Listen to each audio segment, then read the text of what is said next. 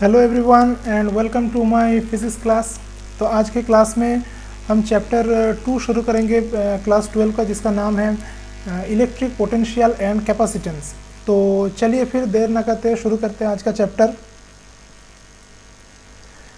तो देखिए आज का जो ये चैप्टर है, ये पिछला वाला चैप्टर हमारा जो था वो इलेक्ट्रिक चार्जेस एंड फील्ड्स, तो उसमें फील्ड्स के बारे में डिस्कस किया गया था और फील्ड होता था एक वेक्टर क्वांटिटी। लेकिन यहाँ पे हम इलेक्ट्रिक पोटेंशियल का पहले बात करेंगे और इलेक्ट्रिक पोटेंशियल क्या होता है, उसका डेफिनेशन क्या होता है वो पहले हम देख लेते हैं। तो ये पहले हम लोग देखते हैं कि डेफिनेशन ऑफ इलेक्ट्रिक पोटेंशियल ये बेसिकली है क्या। तो देखिए, it is defined as the total work done to bring a unit positive charge from infinity to a certain point inside field area. अब देखिए ये है क्या। तो देखिए यहाँ पे मैंने जो डायग्राम बनाया हुआ है, यहाँ पे ये जो क्यू चार्ज है, एक क्यू चार्ज है, इसके चारों तरफ ये आसपास का उसका फील्ड एरिया है। मतलब यहाँ अगर एक चार्ज हुआ तो इसके आसपास उसका जो एक प्रभाव है वो रहता है, वो उसको कहते हैं फील्ड एरिया।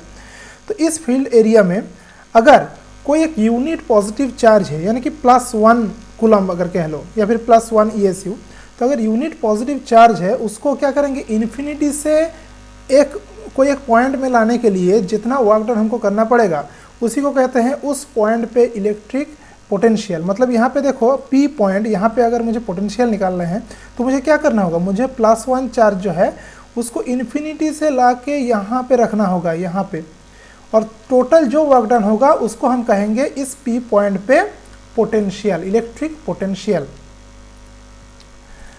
तो अब हम देखते हैं कि इलेक्ट्रिक पोटेंशियल का जो वैल्यू है वो कितना आता है, उसका जो डेरिवेशन है वो हम लोग देखते हैं।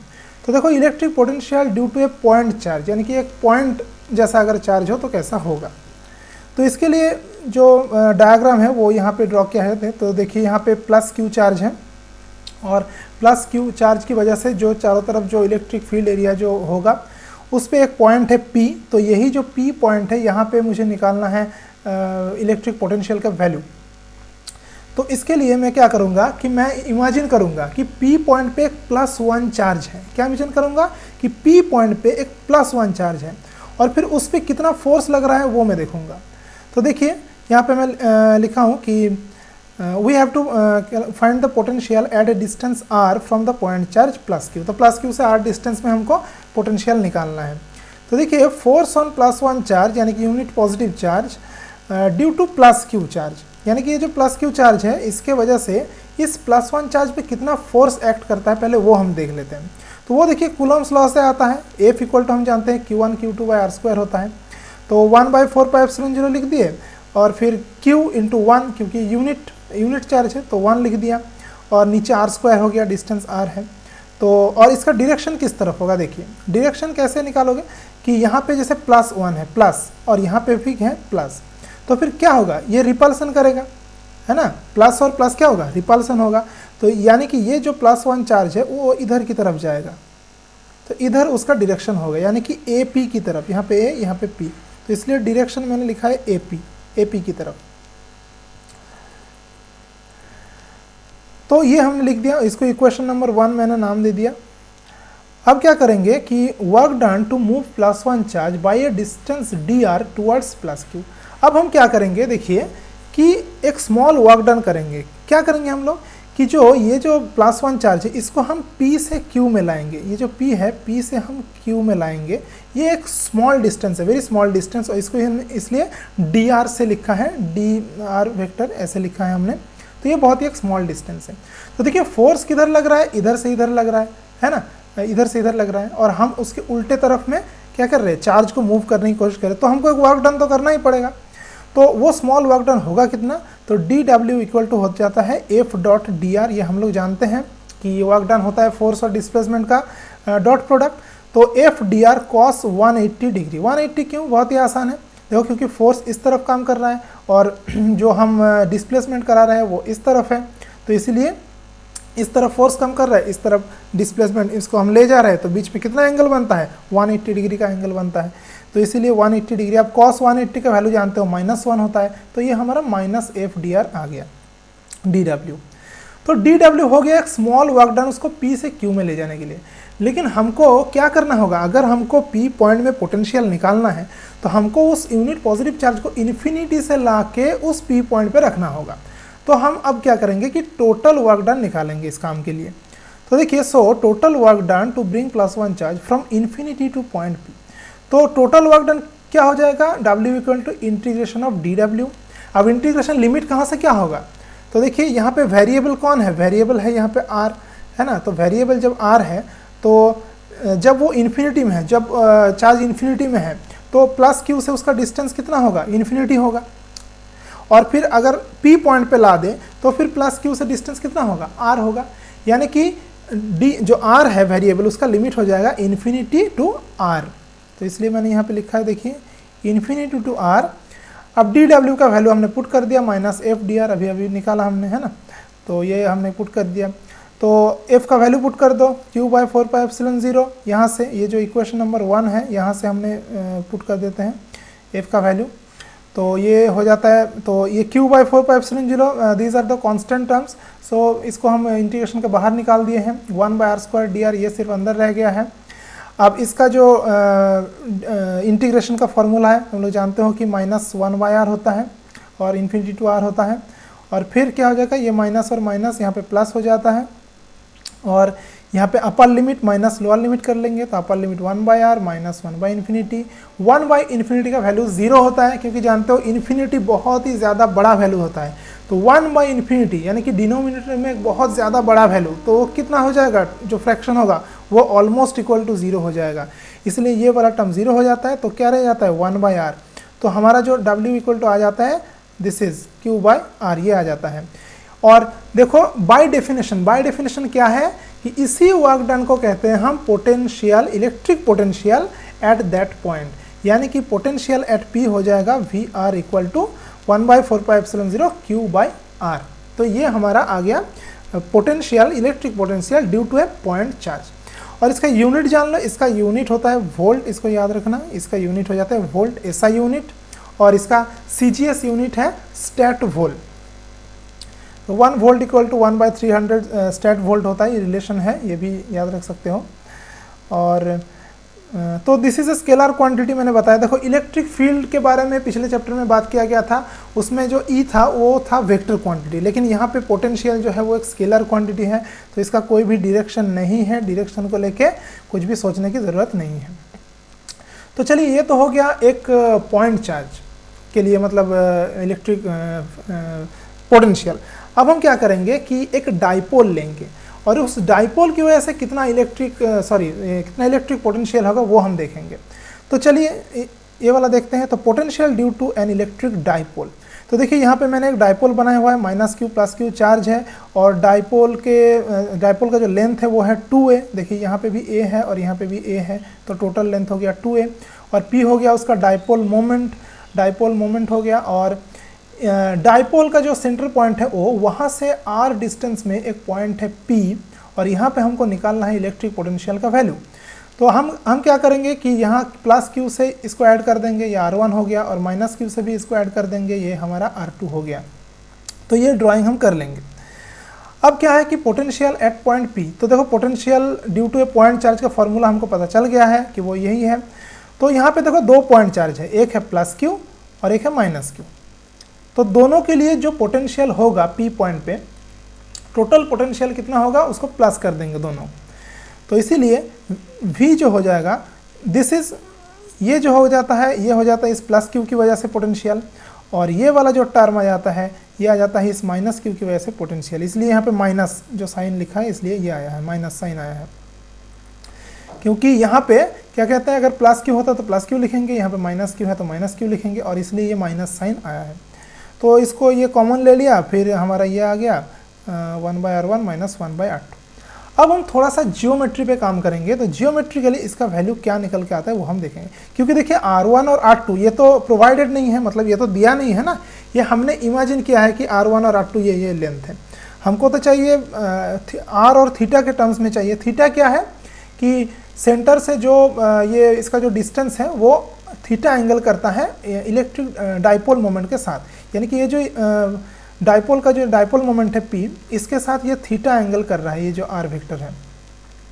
तो इस r और थीटा इसके टर्म में हमको निकालना है पोटेंशियल का वैल्यू, ना कि r1 और r2 के टर्म में। तो इसके लिए थोड़ा सा कैलकुलेशन करना पड़ेगा। तो चलिए देखते हैं, बहुत ही ध्यान से देखो ये कैलकुलेशंस। तो बाय जियोमेट्री क्या होता है, अगर हम देखो ये ऊपर वाला अगर ट्रायंगल हम ले लेते हैं, ऊपर वाला ट्रायंगल, तो हमारा जो ट्रायंगल का फॉर्मूला है वहाँ से हमको मिल जाता है कि r1 square equal to r square plus a square minus 2ar cos theta.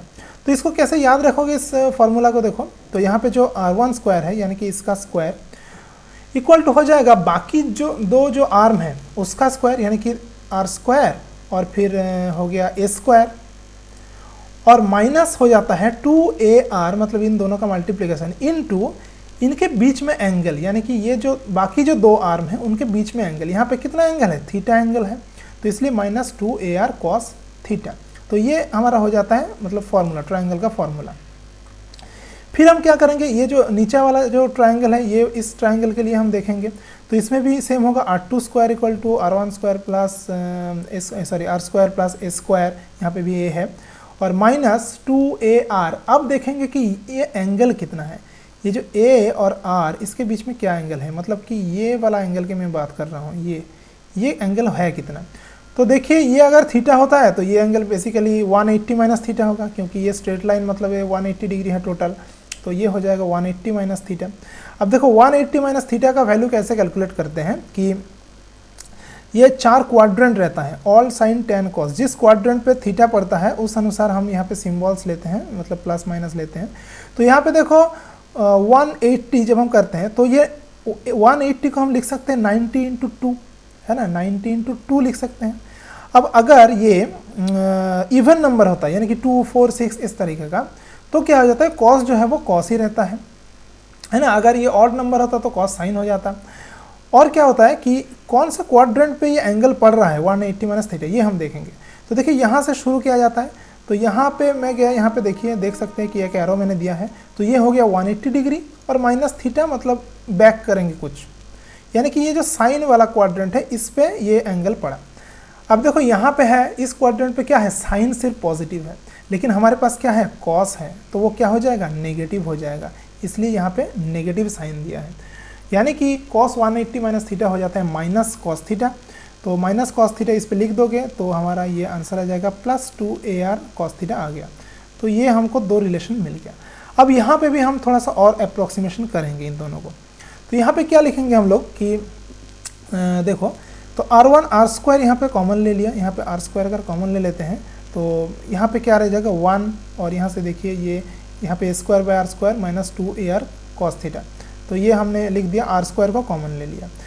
फिर इसको अप्रॉक्सीमेटली इक्वल टू क्या करेंगे, अब देखो डाइपोल जो होता है ना वो बेसिकली बहुत स्मॉल होता है, मतलब उसका जो लेंथ होता है वो बहुत स्मॉल होता है। उसके कंपेयर में अगर हम डिस्टेंस को देखें, मतलब डाइपोल से कोई भी पॉइंट का डिस्टेंस है वो बहुत ज़्यादा होता है, यानी कि जो a है वो very very less then r होता है, क्योंकि डाइपोल बहुत होता है छोटा और लेंथ होता है उसके कंपेयर में बहुत बड़ा होता है। तो ये अप्रॉक्सीमेशन अगर हम करते हैं तो a बाय r वो जो टर्म होगा वो मतलब कुछ हद तक एग्जिस्ट करेगा, लेकिन a बाय r का जो हायर टर्म्स होगा जैसे a square by r square, a cube by r cube, ये सब नेग्लिजिबल हो जाएगा, है ना, क्योंकि a बहुत छोटा है, r बहुत बड़ा है। तो क्या हो जाएगा, अगर मान लो a है मान लो 1 और r है मान लो 100, तो 1 बाई 100, तो चलिए ये इसका तो कुछ हद तक वैल्यू, लेकिन इसका स्क्वायर कर दो तो 1 बाई 1 उसके ऊपर 4 जीरो लग जाता है, उसका अगर स्क्वायर कर देते हैं तो वो एक और छोटा क्वांटिटी बन जाते हैं। तो इसीलिए हम उसको क्या करते हैं, इग्नोर कर देते हैं। तो इसीलिए सिर्फ जो सिंगल ऑर्डर टर्म है उसको हमने रखा है, तो माइनस 2ar cos थीटा, और जो ये स्क्वायर वाला टर्म है इसको मैंने नेग्लेक्ट कर दिया है, इसको मैंने नहीं लिखा है। तो कुछ अप्रॉक्सीमेशन यहाँ से हो जाता है ये दोनों। अब हम क्या करेंगे कि इसको उल्टा कर देंगे, यानी कि r स्क्वायर था ना तो उसको 1 बाई आर स्क्वायर और फिर 1 बाई आर कर देंगे। तो हमने इसमें दो काम किया, एक तो हमने उल्टा कर दिया है 1 बाई r1 स्क्वायर कर दिया, यहाँ से यहाँ देखो ये वाला यहाँ से तो, और फिर क्या किया, रूट कर दिया है तो r1 लिख दिया है। तो यहाँ पे भी सिंपली उल्टा होगा, यहाँ पे देखो यहाँ से देखते हैं, तो यहाँ पे भी 1 बाई आर हो जाता है और इसका जो वैल्यू है ये हो जाता है माइनस हाफ, है ना, क्योंकि 1 बाई कर देते हैं तो उसका टू दी पावर -1 हो जाता है, और उसका रूट कर दो तो क्या हो जाएगा, माइनस हाफ हो जाएगा। इसको अब हम क्या करेंगे कि बाइनोमियल जो थ्योरम है हमारा उस अनुसार उसको तोड़ देंगे। तो बाइनोमियल डिस्ट्रीब्यूशन का अगर फॉर्मूला नहीं जानते हो तो कोई भी मैथमेटिक्स बुक में देख लो या गूगल पे सर्च करके देख लो कि नॉर्मली क्या होता है कि 1 plus n x whole to the power n जो होता है उसका आता है कि 1 प्लस एन एक्स प्लस उसका जो हायर ऑर्डर एक्स का higher order x square x cube ऐसे हायर ऑर्डर टर्म्स आते हैं। तो यहाँ पे हम क्या करेंगे, सिर्फ सिंगल ऑर्डर टर्म रखेंगे ए बाय आर का, बाकी सब टर्म नेगलेक्ट कर देंगे। तो यहाँ पे जो पहला 2 टर्म है सिर्फ वही इंपॉर्टेंट है।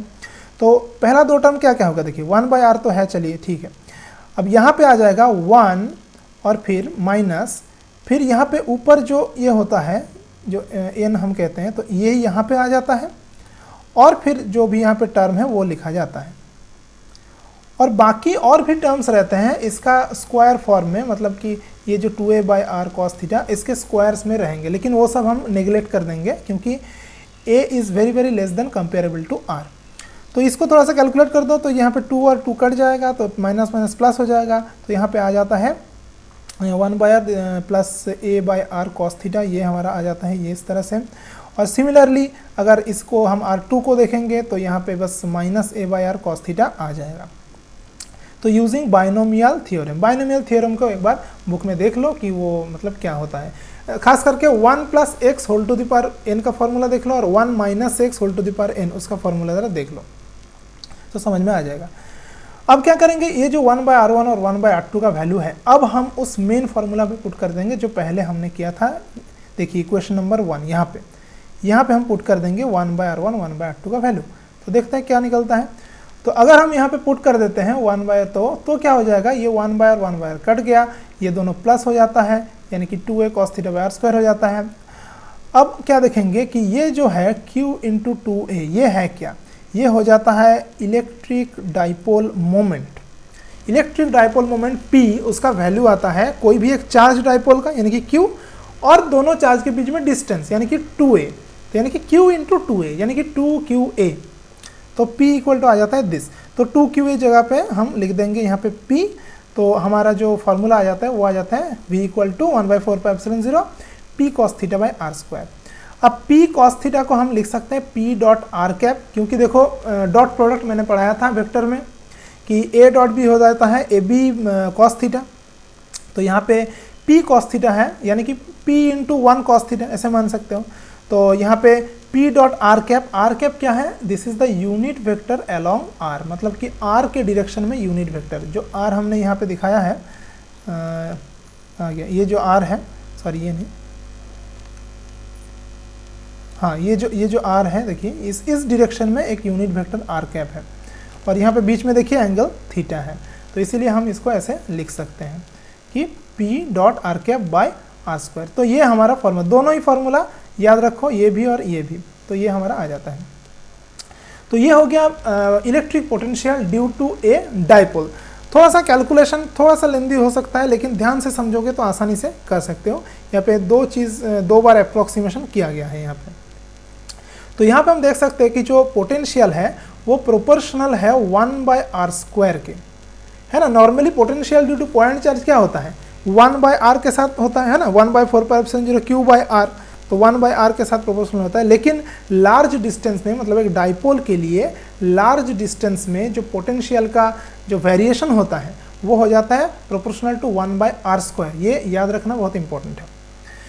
अब हम एक आसान सा चीज़ देख लेते हैं, सुपरपोजिशन प्रिंसिपल जिसको कह सकते हैं कि potential due to a system of charges. तो यहाँ पे क्या है कि बहुत सारे चार्जेस है, Q1 Q2 Q3 और भी ऐसे हैं, Qn तक है।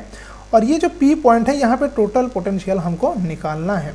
तो चलिए एक पॉइंट चार्ज के लिए पोटेंशियल हम जानते हैं, तो कई सारे अगर पॉइंट चार्ज हुए तो वहाँ पे टोटल पोटेंशियल होगा कितना ये हम निकालेंगे। तो देखिए पहले V1 जो है that means the potential due to the charge Q1, तो ये हो जाता है 1/4πε0 Q1 बाय R1, है ना, क्योंकि ये डिस्टेंस है R1। Similarly V2 equal to this is Q2 by R2। तो नेट पोटेंशियल या फिर टोटल पोटेंशियल जो हो जाएगा वो सब एडिशन हो जाएगा, V1 प्लस V2 ऐसे Vn तक अगर चार्जेस हैं तो ये एडिशन हो जाएगा। तो 1/4πε0 कॉमन आ जाएगा और ये पूरा हम ऐसे इसको लिख देंगे। इसको हम summation of Q by R ऐसे भी लिख सकते हैं। तो ये हो जाता है हमारा टोटल पोटेंशियल निकालने का फॉर्मूला। इसमें देखो कोई भी डायरेक्शन का मामला नहीं है, सिंपली अगर ये मान लो ये Q1 Q2 ये अगर इसका अगर मान लो कि अगर ये माइनस Q2 होता तो यहाँ पे क्या करते, यहाँ पे हम माइनस लिखते। समझ में आ रहा है, यानी कि माइनस और प्लस जो भी होगा डायरेक्ट हम लिख देंगे यहाँ पे, और फिर माइनस प्लस होके जो आंसर आएगा वही नेट इलेक्ट्रिक पोटेंशियल होगा। तो आज के लिए बस इतना ही है। तो अगले क्लास के लिए इस चैनल को सब्सक्राइब कर लीजिए, और अगर आपको मेरा काम पसंद आता है, अगर मेरा टीचिंग आपको पसंद है और आप कुछ लाभ इससे पा रहे हैं, तो मेरे चैनल को सब्सक्राइब कर लीजिए और इस वीडियो को एक लाइक कर दीजिए और कुछ कमेंट्स भी कीजिए, और इससे मुझे प्रोत्साहन मिलता है, इससे मुझे मोटिवेशन मिलता है कि मैं और इसमें वीडियोस बनाऊं। तो कैसा लगा आप लोग ज़रूर बताइएगा। और ठीक है, तब तक के लिए जय हिंद, सब लोग अच्छे रहिए, टेक केयर और कीप स्टडीइंग फिज़िक्स।